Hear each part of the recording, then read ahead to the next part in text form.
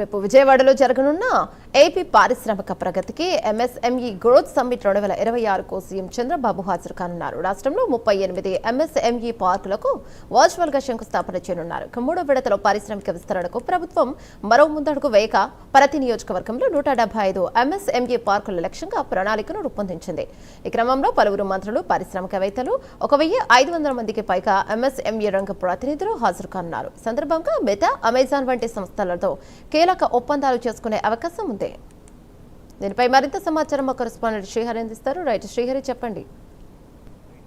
రేపు విజయవాడలో సీఎం చంద్రబాబు అధ్యక్షతన ఏదైతే పారిశ్రామిక ప్రగతి ఎంఎస్ఎంఈ గ్రోత్ సమ్మిట్ 2026 అయితే నిర్వహించనున్నారు. అయితే దీంట్లో ప్రధానంగా రాష్ట్ర ప్రభుత్వం అంటే సీఎం చంద్రబాబు ఎన్నికల ముందు, అదేవిధంగా ఉప ముఖ్యమంత్రి పవన్ కళ్యాణ్, మంత్రి నారా లోకేష్ ఎన్నికల ముందు వీరు ఇచ్చిన హామీ ఏదైతే ఉందో రాష్ట్ర వ్యాప్తంగా కూడా ఉద్యోగ ఉపాధి హామీలు లక్ష్యంగా ఈ కూటమి ప్రభుత్వం ఉండబోతుందని ఇచ్చిన పిలుపు మేరకు అధికారాన్ని చేపట్టిన తర్వాత ఈ ఎంఎస్ఎంఈ పార్కులను ఏర్పాటు చేస్తూ ప్రతి నియోజకవర్గంలో కూడా ఏర్పాటు చేయాలని చెప్పని రాష్ట్ర ప్రభుత్వం భావిస్తుంది. అయితే ఈ మేరకు చూసుకున్నట్లయితే రాష్ట్ర వ్యాప్తంగా ఏదైతే 38 ఎంఎస్ఎంఈ పార్కులను వర్చువల్ గా రేపు సీఎం చంద్రబాబు శంకుస్థాపన చేయనున్నారు. దాంతో పాటు 3 విడతల్లో పారిశ్రామిక విస్తరణకు ప్రభుత్వం మరో ముందడుగు అయితే వేసింది. దీంతో పాటు ప్రతి నియోజకవర్గంలో అంటే 175 నియోజకవర్గాలు ఏవైతే ఉన్నాయో 175 ఎంఎస్ఎంఈ పార్కులే లక్ష్యంగా అయితే ఒక ప్రణాళికను రూపొందించింది. అయితే తొలి 2 దశల్లో ఇప్పటికే అంటే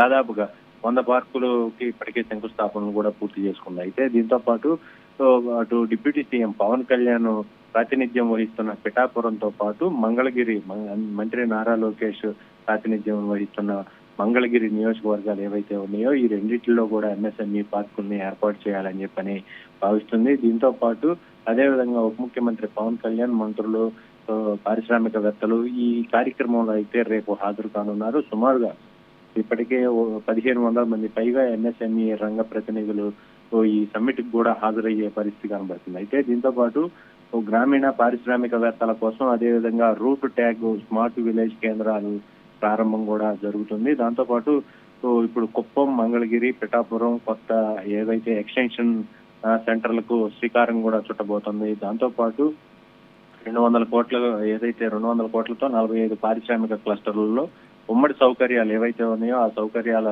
ఈ కేంద్రాలన్నిటినీ కూడా ప్రారంభించాలని చెప్పని భావిస్తుంది. ఎక్కువగా యువత, అదేవిధంగా మహిళలు సాధికారిత ఏదైతే ఉందో ప్రత్యేక దృష్టి సాధించింది ప్రభుత్వం అని చెప్పాలి. దాంతో పాటు ఏదైతే మెటా, అంజుమన్ వంటి సంస్థలు ఏవైతే ఉన్నాయో వాటన్నిటితో కూడా కీలకంగా ఒప్పందాలు, అవకాశాలు కల్పించడంతో పాటు రాష్ట్ర పారిశ్రామిక ముఖ చిత్రాన్ని ఏదైతే ఉందో అది మార్చే దిశగా అయితే ఈ ఎంఎస్ఎంఈ సమ్మిట్ అయితే అడుగులు వేయబోతుందని అయితే చెప్పాలి. ఎక్కువ నిరుద్యోగులు ఎవరైతే ఉన్నారో వారందరికీ కూడా ఉద్యోగ ఉపాధి అవకాశాల కల్పనతో పాటు ఏదైతే ఇటీవల సీఎం వన్ ఎంటర్‌ప్రెన్యూర్ అని చెప్పని ఏదైతే వన్ నేషన్ వన్ ఎంటర్‌ప్రెన్యూర్ అనేది నేషన్ ముందుకు తీసుకువెళ్తున్న తరుణంలో ఇవన్నీ కూడా కీలకమవుతాయని చెప్పాలి.